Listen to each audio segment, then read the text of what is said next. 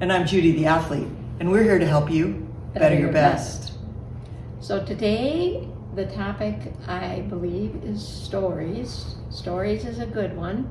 I was working with a player yesterday, and I give them stories on the putting green, you know, the first putt, first hole, next tournament, par putt, and then they got to putt it. And the crazy little thing is, whatever the story is will always influence, you know, the performance. And so I said, well, do you ever practice with stories? Oh, no.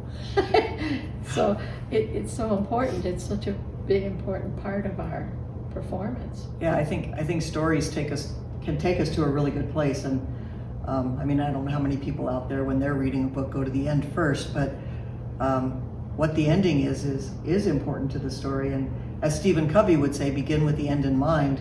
If I were going to write my story, I guess I want to know what's the ending, and then I'm going to work the story to that ending. And we have an amazing opportunity to write our story and to start with that ending.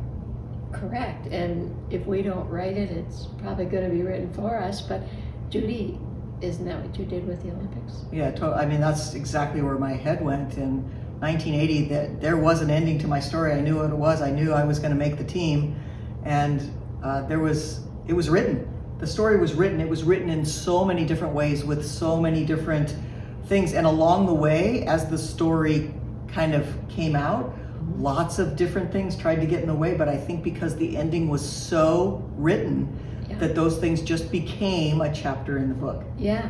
I know when we get ready to go to tournaments, what we often will do is start with, what is the media going to be saying, you know, about us after the tournament, and what do we want that story to be? And all of those things are so important, I think, to set up the perception before you start to be in the best place possible. Yeah.